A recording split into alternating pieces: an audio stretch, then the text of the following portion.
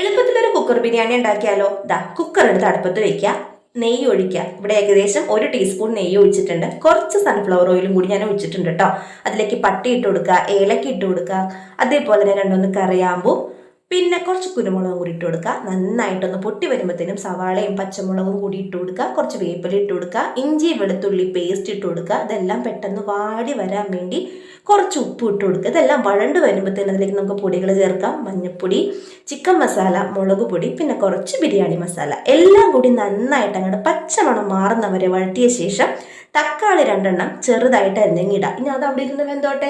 നന്നായിട്ട് ഉടഞ്ഞു വരുമ്പോഴത്തേന് 1.5 ഗ്ലാസ് വെള്ളം ഞാൻ എടുത്തിട്ടുണ്ട്. ചിക്കൻ അതിലേക്ക് കഴുകി വൃത്തിയാക്കിയത് ഇട്ടിട്ടുണ്ട്. ഒരു നാരങ്ങയുടെ പകുതി പിഴിഞ്ഞിട്ടിട്ടുണ്ട്. 1 ഗ്ലാസ് ബിരിയാണി അരിയാണ് കേട്ടോ അത്. അതിലേക്ക് ഇട്ടിട്ടുണ്ട്. ആവശ്യത്തിന് ഉപ്പിടുക. കുക്കറിൽ ഒരൊറ്റ വിസിൽ. നമുക്ക് 1 മിനിറ്റിനുള്ളിൽ കുക്കറിൽ നല്ല അടിപൊളി ടേസ്റ്റി ആയിട്ടുള്ള ബിരിയാണി